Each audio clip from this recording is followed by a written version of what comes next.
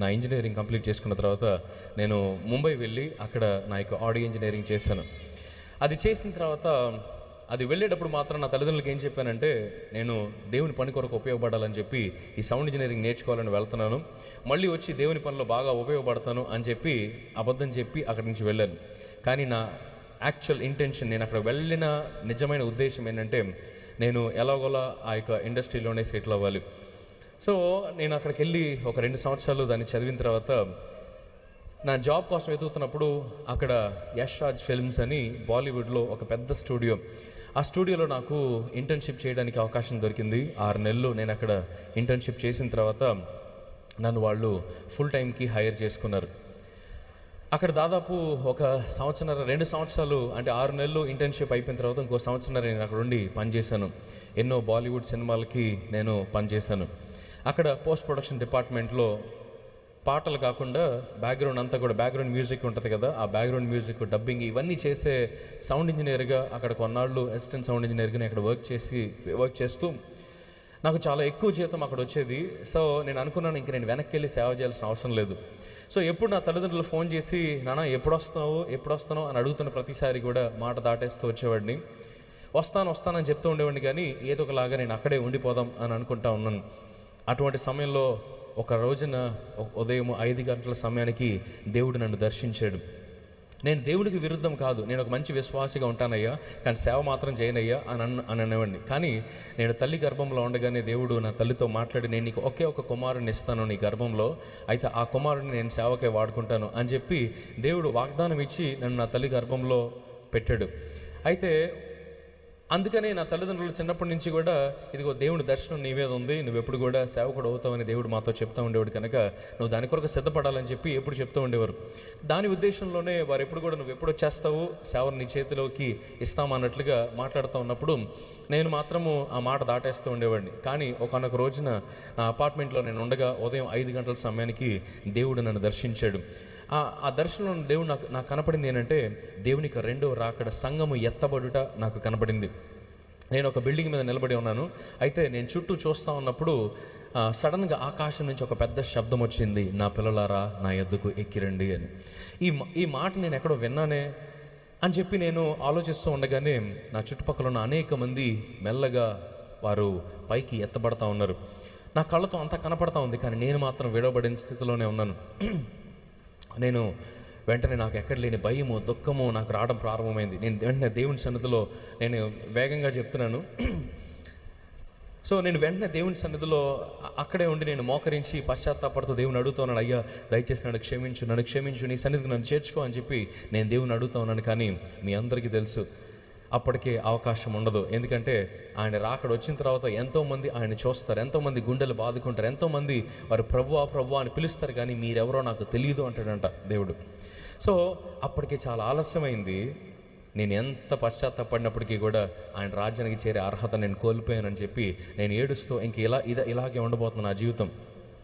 నేను ఏదైతే గొప్పది అని అనుకున్నానో, సేవ కంటే గొప్పదని అనుకున్నానో, అది అయిపోయింది. ఇంకా ప్రపంచం ఇది ఇంకా అంతం అవ్వబోతూ ఉంది, నిత్య నరకంలోకి మేము వెళ్ళబోతూ ఉన్నాము అని చెప్పి దేవుని సన్నిధిలో నేను ఒకటే అంగలారుస్తూ ఏడుస్తూ దేవుని ప్రాధేయపడుతున్నాడు, ఒక్క అవకాశం అయ్యా, నన్ను ఎంతగానో ప్రేమించాను అన్నావు కదా, ఒక్క అవకాశం ఇచ్చి నీ సన్నిధికి నన్ను చేర్చుకో అని చెప్పి నేను దేవుని బ్రతిమలాడుతూ ఉండగా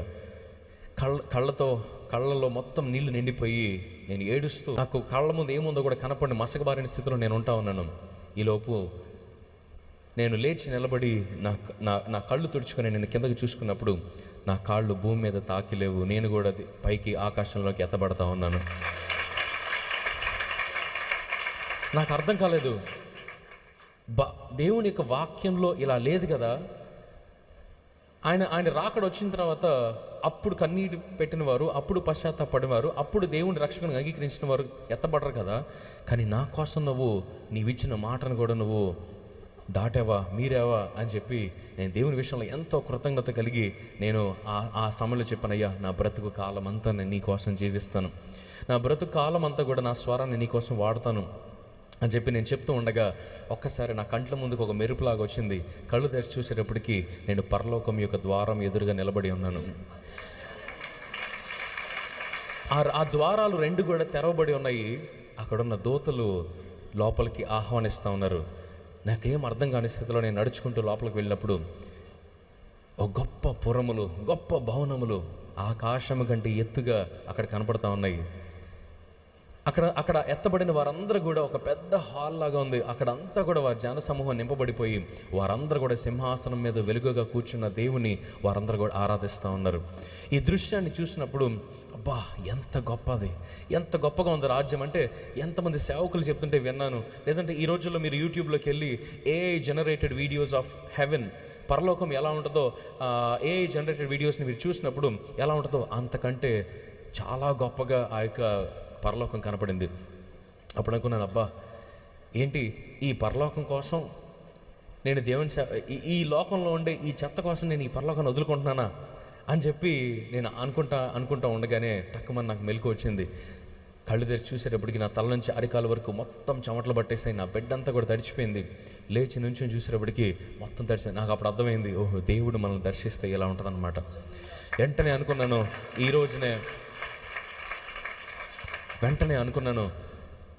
ఈ రోజు నుంచి నా బ్రతికిన కాలం అంతా కూడా నేను దేవుని కొరకు నిలబడతాను.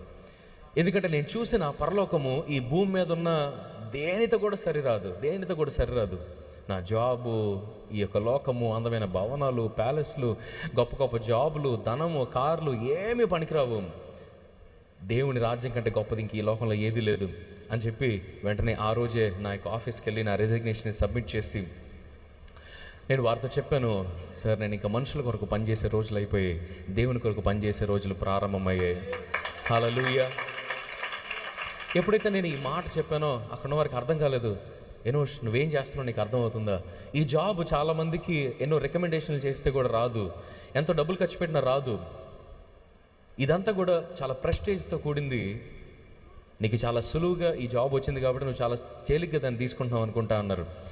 అట్లా అని కాదు సార్, నేను ఇక్కడ వదిలేసి నేను ఇంకో చోట చేస్తానని కాదు, నేను వెళ్ళి సంపూర్ణ సేవకు నేను సమర్పించుకున్నానని చెప్పి ఆ రోజు మా నాన్నగారికి ఫోన్ చేసి చెప్తే ఆయన ఎంత సంతోషించారు. బాలీవుడ్లో ఉన్న అతిపెద్ద స్టూడియోలో నాకు జాబ్ వచ్చింది అన్నప్పుడు కూడా ఆయన సంతోషించలేదు. నాకు మొదటి జీతం వచ్చినప్పుడు విజయవాడ తీసుకెళ్ళి మా నాన్నగారి చేతిలో పెట్టి సేవకై దీన్ని వాడండి అని అంటే మా నాన్నగారు అన్నారు, అరే నువ్వు సినిమాల కోసం ఖర్చు పెట్టి తీసుకొచ్చి నువ్వు సేవకు వాడమంటావా? నేనేమో సినిమాలు చూడొద్దు, నేనేమో ఇక్కడ ఉన్న వాళ్ళందరినీ కూడా ఈ లోకాశలో మీరు పడద్దు అని అంటే, నువ్వు దేనికోసం అయితే అవన్నీ చేసి ఆ దానాన్ని సేవకు నేను వాడను, నువ్వే ఉంచుకో అని చెప్పి నాకు ఇచ్చేసారు. ఆ దానాన్ని ముట్టుకోవడానికి కూడా ఇష్టపడలేదు మా నాన్నగారు. ఎప్పుడైతే నాన్నగారు నేను వెనక్కి వచ్చేస్తున్నాను, నేను సేవలో ఉండాలని ఆశపడుతున్నాను అన్నప్పుడు ఎంతో సంతోషించారు. ఆ దర్శనములో లేదా ఆ దర్శనముకు ముందు నాకు ఒక అనారోగ్యం వచ్చింది. అనారోగ్యంలో నా తలంపుల్లో ఉన్న ఆ యొక్క పాట ఆరాధించదును నా పూర్ణ హృదయంతో, అందులో ఒక మాట ఉంటుంది, ఘోర పాపినైన నన్ను క్షమించి రక్షించింది నీవే కదా అని. సో ఆ విధంగా ప్రభువైన యేసుక్రీస్తు వారు నన్ను దర్శించి పరిపూర్ణమైన సేవకి నన్ను నడిపించారు. 2015 నుంచి 2022 సంవత్సరం 2015 నుంచి 2020 వరకు ఈ 5 సంవత్సరాలు ఎన్నో పాటలను రాస్తూ కంపోజ్ చేస్తూ క్రైస్తవ ప్రపంచానికి అందించడానికి దేవుడు కృప చూపించారు. ఆ పాటల్లోనే ఆరాధించదను, మా గొప్ప దేవ, వేకువనే నా దేవుని, ప్రియ యేసు పాట రీమేక్ చేయడానికి దేవుడు కృప చూపించాడు. విడువను అనే సాంగ్, సేవకులారా అనే పాట, కళ్యాణమే అనే పాట, అలాగే సహోదరులు ఐక్యత కలిగి నివసించుట, ఇలాగా ఎన్నో పాటలను చేయడానికి దేవుడు కృప చూపించారు. సో ఆ విధంగా మరి ముందుకెళ్తూ ఉండగా 2018లో నాకు వివాహం జరిగింది. 2020వ సంవత్సరంలో మరి జూలై 16వ తారీఖున మా నాన్నగారు ఈ లోకాన్ని విడిచి వెళ్ళారు. ఆయన ఈ లోకాన్ని విడిచి వెళ్ళే సమయానికి ఆయన వయసు కేవలం 50 సంవత్సరాలు. చాలా యవన వయసులో ఆయన వివాహం చేసుకున్నారు. ఎందుకంటే సేవలో ఉన్నారు కదా అని చెప్పి చాలా యవన కాలంలో ఆయన వివాహం చేసుకున్నారు. ఇమీడియట్గా నేను వారి గర్భంలో జన్మించాను. అయితే మరి ఆ యొక్క కోవిడ్ ఫస్ట్ వేవ్ టైంలో మీ అందరికీ తెలుసు హాస్పిటల్స్ ఎలా ఉన్నాయో, మన దేశం అంతా కూడా ఎలాగ వణికిపోయిందో మరణ భయంతో మీ అందరికీ తెలుసు. అయితే గడిచిన ఎన్నో సంవత్సరాల నుంచి ఆయనకు ఉన్న ఆస్తమాన్ని బట్టి మరి ఆ టైంలో ఆయన అనారోగ్య పాలయ్యి కేవలం మేము చూస్తూ ఉండగానే ఒక 9 రోజులు 10 రోజుల వ్యవధిలో మరి మమ్మల్ని విడిచి ఆయన వెళ్ళిపోవడం జరిగింది. సడన్గా సేవా వారం అంతా కూడా నా మీద పట్టడం జరిగింది. విజయవాడలో మాకు 3 సంఘాలు ఉన్నాయి. సో ఎప్పుడైతే ఆ భారం నా మీద పడిందో నేను దేవుని అడుగుతున్నాను, ఎలాగయ్యా ఈ సేవను ఎలా చేయాలయ్యా? ఈ కుటుంబాన్ని ఎలా చూసుకోవాలయ్యా? ఇప్పటి వరకు నా తండ్రి వెనకాలే ఉండి చేశాను. నేను ఏది కూడా స్టేజ్ మీదకి వచ్చి మైక్ పట్టుకున్నది లేదు. కేవలం పాటలు పాడడము, దేవుని ఆరాధించడం తప్ప ఎలాగా సంఘాన్ని నడిపించాలో, ఎలాగా మనుషులను ఆదరించాలో, ఎలాగా దేవుని వాక్యాన్ని ప్రకటించాలో నాకు ఏది కూడా రాదు ప్రభువా, నాతో మాట్లాడని చెప్పి నేను దేవుని అడుగుతా ఉన్నప్పుడు మా నాన్నగారు చనిపోయిన తర్వాత 4 నెలలు మేము సంఘంలోనే, మందిరంలో ఉండిపోయాం. మేము ఇంటికి కూడా వెళ్ళలేదు. ఆ ఇంటికి వెళ్ళే ధైర్యం కూడా మేము చేయలేదు. మందిరంలోనే మేము ఉంటే దాదాపు ఈ 3-4 నెలలు మా ఇంట్లో మేము పొయ్యి అనేది వెలిగించలేదు. మా సంఘమే ఆ 3-4 నెలలు క్యారేజీలు తీసుకొచ్చి మమ్మల్ని పోషించారు. హల్లెలూయా. నేను ఎక్కడికి వెళ్ళినా ఈ మాట చెప్తాను. ఈరోజు నేను ఇక్కడ ఉన్నానంటే మొదటి కారణము దేవుడు నన్ను పట్టుకున్న రీతిని బట్టి, రెండవది నా సంఘము నన్ను ప్రేమించిన రీతిని బట్టి. ఈ రోజున అటువంటి సంఘమును బట్టి నేను ఎప్పుడు కూడా దేవుని ఎప్పుడు కూడా స్తుతిస్తాను. ఈ రోజున మరి ఆ యొక్క 2020 నుంచి ఈ రోజు వరకు మరి నేను పరిపూర్ణమైన సేవకు వచ్చి మరి రేపు జూలై వస్తే 5 సంవత్సరాలు గడుస్తాయి. ఈ 5 సంవత్సరాల్లో దేవుడు ఎన్నో ప్రదేశాలకు నన్ను తీసుకెళ్ళాడు. ఎంతో గొప్ప పరిచయం నా ద్వారా దేవుడు జరిగించాడు. ఎందుకు పనికిరానివని నాకు నేనే అనుకున్న రోజులు, లేదా నా తండ్రి అనుకున్న రోజుల నుంచి ఈ రోజున దేవుడు ఆ దేశ విదేశాలు తీసుకెళ్తూ మరి అనేక మంది మధ్య దేవుడి సువార్తను ప్రకటింపజేశాడు. మా నాన్నగారిని కోల్పోయి, మా నాన్నగారి యొక్క బ్యాంకులో కూడా డబ్బులు లేవు. అంటే ఆయనకున్న ఒక ఆశ ఏంటంటే, అరే నేను ఈ లోకాన్ని విడిచి వెళ్ళే సమయానికి నా శక్తి ఎలా అయితే మొత్తం కూడా జీరో అయిపోద్దో, అలాగే దేవుడు నాకు ఇచ్చిన ధనమంతా కూడా జీరో అయిపోవాలి. నేను నీకు ఏ ఆస్తి ఇవ్వను. నువ్వు అనుకుంటున్నావు ఒకడే ఒకరిని కొడుకుని అని చెప్పి, నేను నీకు ఏ ఆస్తి ఇవ్వను. నేను నీకు ఇచ్చే ఒకే ఒక్క ఆస్తి క్రీస్తు. హల్లెలూయా. ఎంతకాలము నేను ఆ క్రీస్తును పట్టుకొని ఎలా అయితే నడిచానో అలాగే నువ్వు కూడా క్రీస్తును పట్టుకొని నడవాలి అని చెప్పి ఆయన చెప్తా ఉంటే నేను ఏదో ఊరికనే అంటున్నారులే అని అనుకునేవాడిని. కానీ నిజంగానే ఆయన ఈ లోకాన్ని విడిచి వెళ్ళిన తర్వాత కొన్ని రోజులకి బ్యాంక్ అకౌంట్లని క్లోజ్ చేయాలి. ఎందుకంటే లోన్లు గీన్లు గట్రా ఏమైనా ఉంటే కనుక అవి చూద్దామని చెప్పి ఆయన డెత్ సర్టిఫికేట్ పట్టుకొని బ్యాంక్ అకౌంట్స్కి వెళ్తే ప్రతి బ్యాంక్లోనూ కూడా డబ్బులు సున్నానే, ఏమీ లేవు. నేను దేవుని అడుగుతాను, అయ్యా నాకు ధైర్యంగా ఉండడానికి ఇటు ధనము లేదు, ఇటు తండ్రి లేడు, ఇటు ఏ హోపు నాకు కనపడతలేదయ్యా అని నేను దేవునితో మాట్లాడుతూ ఉంటే, దేవుడు యెహోవాను ప్రేమించే వారికి, ఆయన సంకల్పం చొప్పున పిలువబడిన వారికి మేలు కలుగుటకే సమస్తము సమకూడి జరిగించున్నానని దేవుడు నాతో మాట్లాడాడు. రేపటి గురించి నువ్వు చింతించవద్దు అని చెప్పి దేవుడు నాతో మాట్లాడడం ప్రారంభించాడు. అంతే కదా, ఒక ఇంట్లో ఒక తండ్రిని కోల్పోయినప్పుడు రేపటి గురించి వారు భయపడతారు. రేపు ఎలా జరగబోతుందో, ఎల్లుండి ఎలా ఉండబోతుందో. నేను ఒక్క పైసా కూడా నా దగ్గర లేదని చెప్పి నేను బాధపడతా ఉన్న టైంలో ఒక్కొక్కళ్ళు వచ్చి, ఏమండి పాస్టర్ గారు పలానా మీటింగ్ల కోసం మా దగ్గర ఎంత తీసుకున్నారండి, పలానా చర్చ్ కన్స్ట్రక్షన్ కోసం ఎంత తీసుకున్నారండి, మీ వివాహం కోసం ఎంత తీసుకున్నారండి అని చెప్పి ఒక్కొక్కళ్ళు వచ్చి వాళ్ళు మేము వాళ్ళ దగ్గర తీసుకున్న అప్పులు లెక్క చెప్తా ఉన్నారనమాట. సరే ప్రభువా, నేను 0 నుంచి ప్రారంభిస్తున్నాను అనుకున్నాను, కానీ అప్పులు కూడా ఉన్నాయి మాకు అనుకుని నేను ఒక్కొక్క లెక్క రాసుకుంటా ఉన్నాను. రాసుకుంటే మొత్తం కలిపితే 27 లక్షలు వచ్చాయి. నేను అనుకున్నాను, ప్రభువా 0 నుంచి కాదు 27 లక్షలు అప్పు నుంచి నేను ప్రారంభిస్తున్నావా నన్ను అని చెప్పి నేను అనుకుంటూ దేవుని సన్నిధిలో, నాకేం చేస్తావో తెలీదు, నువ్వు ఎలాగైనా సరే నన్ను ఇందులోంచి బయటికి తీసుకురావాలి. ఎందుకంటే నాకున్న ఒకే ఒక్క నిరీక్షణ నువ్వు ఒక్కడవే, నాకున్న ఒకే ఒక్క ఆస్తి, కరెక్టే, నాకున్న ఒకే ఒక్క ఆస్తి నువ్వు ఒక్కడవే అని చెప్పి నేను ప్రార్థిస్తూ ఉన్నాను. ప్రార్థించి కొన్ని నెలలు గడిచిన తర్వాత ఎవరికి మేము ఎగ్గొడతామని చెప్పలే, తప్పకుండా ఎన్ని అయితే అంత మీరు లెక్క చెప్పండి, ఎంత అయితే అంత మేము మీకు క్రమక్రమంగా ఇచ్చేస్తాం అని చెప్పి వాళ్ళకి నేను చెప్పా. అంటే ఏదో ఒకటి మాట చెప్పాలి కాబట్టి 1 సంవత్సరంలో ఇచ్చేస్తా అని చెప్పాను. సో ఇలాగ ఒకరోజు స్టేజ్ మీద నిలబడి విశ్వాసం గురించి మాట్లాడుతున్నాను. వాక్యం చెప్పాలి కదా మరి ఆదివారం. సో వాక్యం ప్రిపేర్ అయ్యి వెళ్ళి విశ్వాసం గురించి మాట్లాడుతూ, ప్రభువా మరి ఇదిగో నేను విశ్వాసం గురించి మాట్లాడుతున్నానని చెప్పి ప్రిపేర్ అయ్యి సిద్ధంగా సంఘం ఎదురు కూర్చొని మరి విశ్వాసం గురించి మాట్లాడుతాను. ఇదిగో మీరు విశ్వాసం కలిగి ఉండండి, దేవుడు తప్పకుండా మీ ప్రతి పరిస్థితిని మారుస్తాడు. మీ జీవితంలో ఎటువంటి అనారోగ్యమైన, ఎటువంటి అప్పైన, ఎటువంటి ప్రతికూల పరిస్థితి అయినా విశ్వాసం ఉంచితే దేవుడు తీరుస్తాడు అని అంటే, నేను డబ్బులు ఇవ్వాల్సిన వాళ్ళు అక్కడే కూర్చునేవాళ్ళు.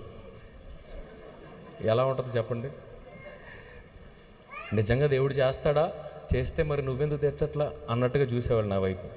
ఇప్పుడైతే నవ్వు వచ్చింది, కానీ ఆ రోజు నేను వాక్యం అయిపోయిన తర్వాత నా గదిలోనికి వెళ్ళి ఎంత ఏడ్చాను. అయ్యా ఇలాంటి ఇబ్బందికరమైన పరిస్థితుల్లో, సిగ్గుపడే పరిస్థితుల్లో ఒక సేవకుని ఉంచమాకయ్యా. నా జీవితంలో కార్యం జరిగితేనే సంఘానికి నీ మీద నమ్మకం కలుగుతుంది. నా జీవితంలో నువ్వు అద్భుతం చేస్తేనే సంఘము మరింత విశ్వాసంతో నేను వెంబడిస్తారు అని చెప్పి ప్రార్థించి నేను అడిగినప్పుడు దేవుడు నిజంగా వారికి మాట వరుస కన్నాను, కానీ 1 సంవత్సరంలో ఎలా పంపించాడో, ఎలాగొచ్చినాయో, ఎలా తీర్చానో తెలియదు, కానీ 1 సంవత్సరంలో 27 లక్షల అప్పులు తీర్చేశాను. ఇది నా శక్తి కాదు, నా బలం కాదు, నా జ్ఞానం అంతకంటే కాదు. సంఘం ప్రేమించింది, తోటి సేవకులు ప్రేమించారు. దేవుని యొక్క దయను బట్టి దేవుడు ఆ యొక్క బంధకం నుంచి దేవుడు నన్ను విడిపించాడు. ఒక పక్కన అన్ని అప్పులుంటే మా చర్చిలో ఒక పెద్దావిడ వచ్చి, బాబు దేవుడు నాకు దర్శనం ఇచ్చాడు, దేవుడు నిన్ను అంతర్జాతీయంగా తీసుకెళ్తాడు. ఊరుకోండి అమ్మగారు, ఇక్కడ నాకు అప్పులే ఇన్ని ఉన్నాయి, అంతర్జాతీయంగా వెళ్ళటం ఏంటి? నేనే నమ్మలేదు. కానీ దేవుడు అమెరికా తీసుకెళ్ళాడు, ఆస్ట్రేలియా, యూకే తీసుకెళ్ళాడు, సింగపూర్ తీసుకెళ్ళాడు, దుబాయ్ తీసుకెళ్ళాడు. ఎన్నో ప్రదేశాలు దేవుడు నన్ను తీసుకెళ్తూ, ఐర్లాండ్ తీసుకెళ్ళాడు. ఎన్నో ప్రదేశాలు తీసుకెళ్తూ దేవుని యొక్క సాక్షిగా దేవుడు నన్ను అనేక ప్రదేశాలు నిలబెడతా ఉన్నాడు. హల్లెలూయా. ఈరోజున ఎందుకు పనికిరాని వాడిని నా జీవితంలో దేవుడు చేసినప్పుడు దేవునికి ఎంతో విధేయులుగా, దేవునికి ఎంతో ఇష్టలుగా మీరున్నప్పుడు దేవుడు మీ జీవితంలో చేయడా? హల్లెలూయా. ఈరోజున ఇవన్నీ దాటుకుంటూ దేవుడు ఒక సక్సెస్ఫుల్ పాస్టర్గా, ఒక మంచి సేవకునిగా దేవుడు మేము ఎదుట నిలబెట్టాడు.